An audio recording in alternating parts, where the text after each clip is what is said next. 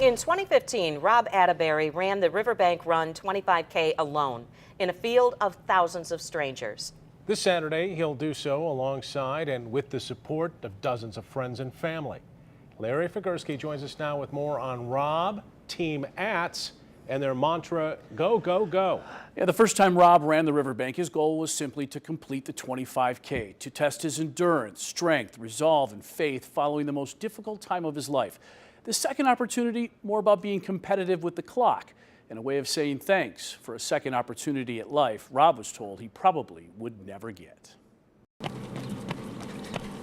It is said that a picture is worth 1,000 words, but most of Rob Atterbury's pictures say and repeat just one. Go, go, go! The former yet longtime Ada resident, a gregarious, successful businessman. I mean, I traveled all over the world. It was amazing. And oh my God, the people. I just loved all the people. Whose travels in life nearly came to a sudden end in 2012. I had my 40th birthday. Amazing. All my friends were there. And 5 days later, I found out. After battling severe congestion issues for nearly a year, Rob was diagnosed with sinus cancer. It wasn't supposed to be anything, what the doctor originally thought. And then he called us to the office, and that's when I found out it was large B-cell lymphoma. It was in my nose. He would go through 6 months of chemotherapy, and after, another month and a half of radiation treatment. And then between the chemo and the radiation, the company I was working for over here let me go. And that was tough.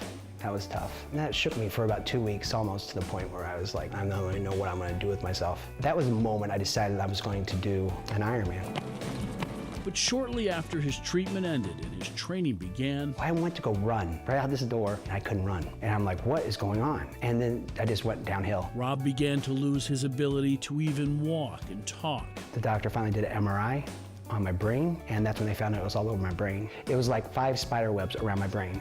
2 of them which sat on my motor skills and my speech, my speech skills. That's why I wasn't really talking and walking. And the prognosis was not good. My wife asked how long I was going to be alive if I went through this treatment. And he said I would be alive from 1 year to 2 years at the most, which would have been July of 2014 to July of 2015. So Rob then sought out a different type of treatment at the University of Michigan, battling through another grueling 6 months of chemo, 6 different 4-day sessions to his head and brain, followed by 12 more rounds of radiation. I lost all my memory.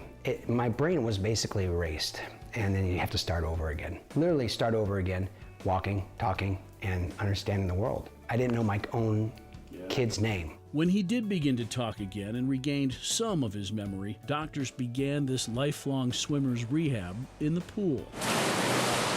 They put me in the pool. I swam before I could really walk. And it was there and at rehab that Rob started and kept saying to himself, go, go, go. That's one of the things that goes on with cancer people. You have to have a phrase, something that keeps you going, a mantra. Go, go, go! And I just would say that to myself and just keep myself moving forward. Go, go, go! I always thought about my family. I always kept going. Go, go, go! I said it at the physical therapy, and they started saying it to me. Go, go, go! In between, he began writing a book, more of a eulogy, if you will, under that same mantra for his 4 sons, just in case. The book was for my boys. I didn't know if I was going to live. But as Rob got stronger, the book extended from who he was to what he had battled, how he got through it, and who he had become because of it. Family is everything. And by January of 2015, the man who had been told he would probably never be in remission was declared just that. And I'm like, what? And so I just was like, all right, I'm going to do the Riverbank Run 25K. That was a tough, tough race.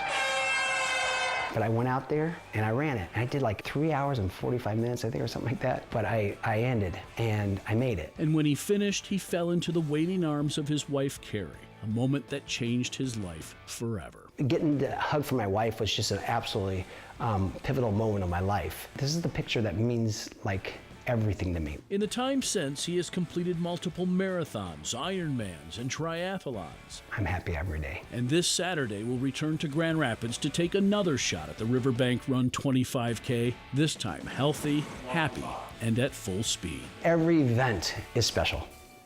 Every day I'm alive is special. And so it's just, it's going to be an awesome thing. It's going to be an awesome thing. Go, go, go!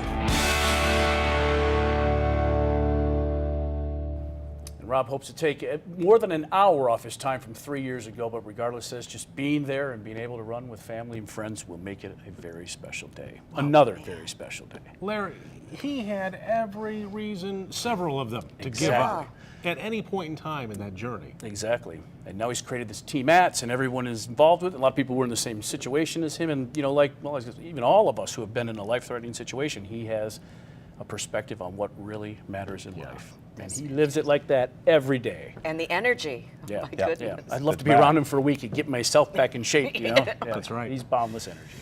All right. Nice Larry, piece. Thank you, Larry. We will be